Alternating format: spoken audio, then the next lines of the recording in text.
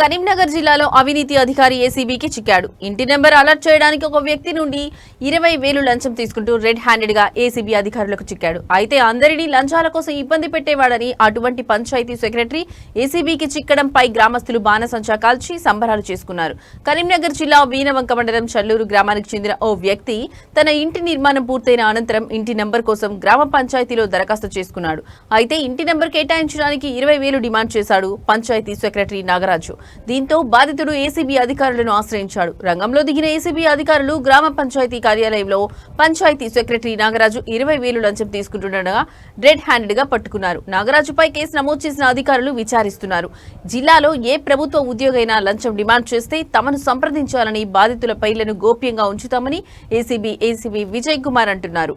అయితే panchayat secretary Nagaraju ACB చిక్కడం పై గ్రామస్తులు సంబరాలు చేసుకున్నారు. గ్రామంలో ఏ పని కావాలన్నా లంచం డిమాండ్ చేసేవాడని, ఇటువంటి అధికారిని పట్టుకునేందుకు ఏసీబీ అధికారులకు కృతజ్ఞతలు తెలిపారు గ్రామస్తులు.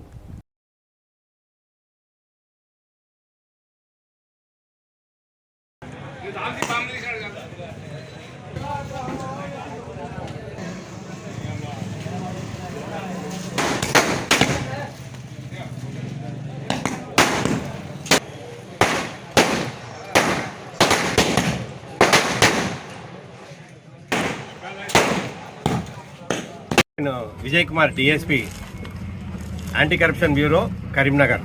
మన కరీంనగర్ జిల్లాలో చల్లూరు విలేజ్ వీనవంక మండల్ గ్రేడ్ 1 శ్రీ కుంభం నాగరాజు గారు పంచాయతీ సెక్రటరీ. వీరు ఒక హౌస్ కన్స్ట్రక్షన్లో హౌస్ నంబర్ ఇవ్వడం కోసము 20,000 డిమాండ్ చేశారు. ఆ డిమాండ్ చేసిన దానికోసము మేము వచ్చి రేట్ చేశాము. దాని మీద 20,000 ప్రింటెడ్ అమౌంట్ రెడ్ హ్యాండెడ్గా 20,000 తీసుకుంటూ మన చేతికి చిక్కాడు. వారిని అరెస్ట్ చేసి ఈరోజు జైలుకి రిమాండ్ చేయబడింది. కంప్లైంట్ ఇస్తే వారి వివరాలు గోప్యంగా ఉంచుతాము అని మేము చెప్తాము. మేము ఎవరి వివరాలు ఇవ్వము. ఓకేనండి. మీ చేతుల్లో ఉందండి. ఎవరైనా లంచాల కోసం గవర్నమెంట్ ఆఫీస్లో గవర్నమెంట్ ఆఫీసర్స్ ఎవరైనా కూడా మీరిచ్చే ట్యాక్సెస్ మా జీతం కోసం వస్తాయి.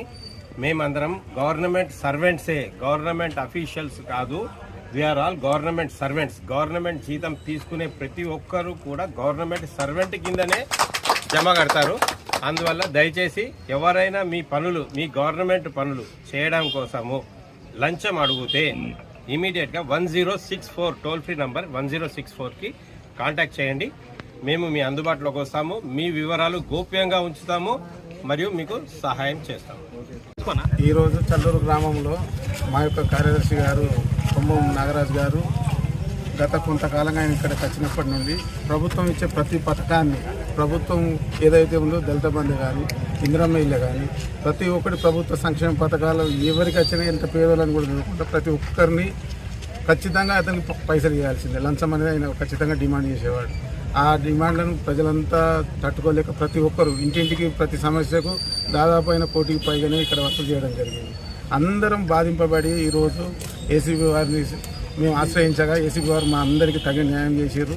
ఆయన ఇలాంటి తిమింగలం, ఇలాంటి ప్రభుత్వంలో ఉన్నటువంటి అధికారులు ప్రజలకు ఇంత అన్యాయంగా ఈ లంచాలు తీసుకుని ప్రజలను హింసించడం సరికాదు. ఈరోజు ఇంకా మిగతా ఉన్న ఏ అధికారులే కానీ లంచం తీసుకోవద్దని మేము కోరుకుంటున్నాం. ఎందుకంటే నేను ఒక ఇండస్ట్రియల్ స్థాపించాలి.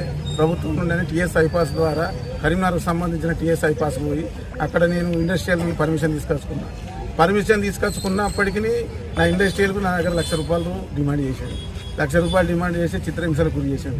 అదేవిధంగా చాలామంది ఇందిరమ్మ ఇల్లు పేదలకు ఇస్తారండి. ఇందిరమ్మ ఇల్లు ఇచ్చిన వాళ్ళు కూడా 30,000 40,000 ఇస్తారే. ఇందిరమ్మ ఇల్లు కాడ నేను నీకు ఫోటో క్యాప్చర్ చేస్తా, సంతకాలు పెడతా, లేకపోతే అక్కడ నేను దించుతా అని అట్లా బ్లాక్మెయిల్ చేశాడు.